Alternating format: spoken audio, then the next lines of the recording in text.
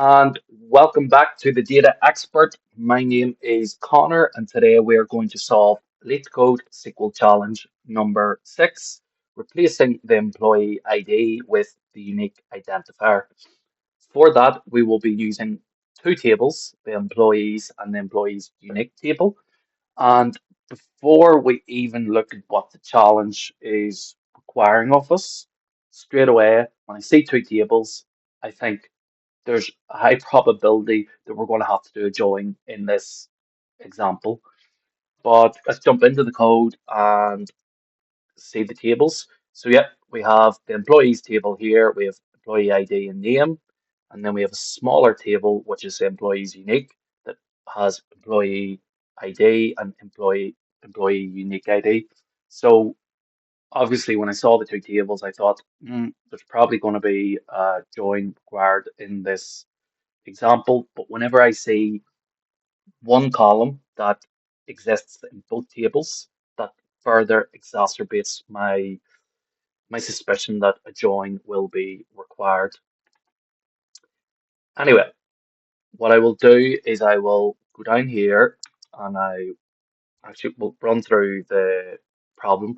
So the problem is we want to display the unique ID for each employee. Okay. And if the employee does not have a unique ID, we will show the value null. So showing the value null, that indicates to me that we should use a left join. The reason why we use a left join is that we want to include all employees, even if they don't have a unique ID.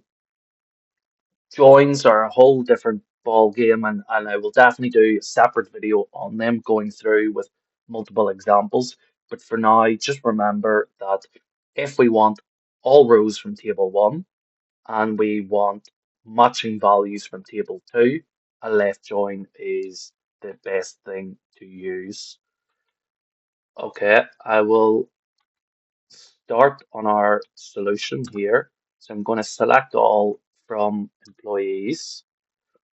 And I'll change that and I will say select name because we need the employee name. And I will also select the unique ID because the unique ID is what we want to see from employees.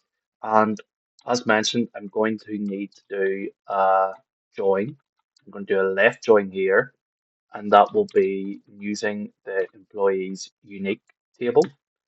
And the on part, we need to find a key that exists in both tables to join it on. And as mentioned, that is going to be the ID key. ID. So, great. One problem, we need to do aliases here.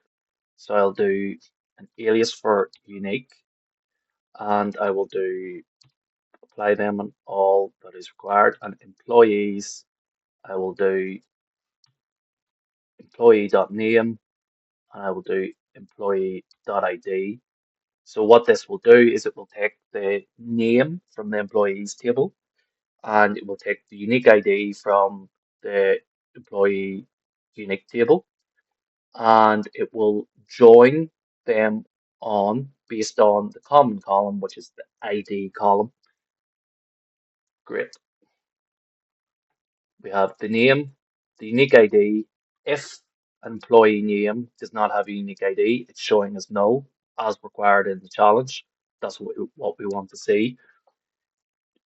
Out of curiosity, I wonder what would happen if instead of doing a left join, we did an inner join. What I would expect to see here is that the number of rows would reduce and only employees in table one that exist in table two will be returned. And that is what has happened. So we see here there's no Alice, there's no Bob, but that's not what we were asked to do. We were asked to return Alice and Bob, but to include a null value in the unique ID column. So that is what we will do. And that is it. That's our problem solved. So, yep, it's a simple left join problem, but obviously very important for working with optional or missing data. So, thanks for watching, and in the next video, we will continue on our mission to turn you from a beginner to an advanced SQL user. Thanks, guys.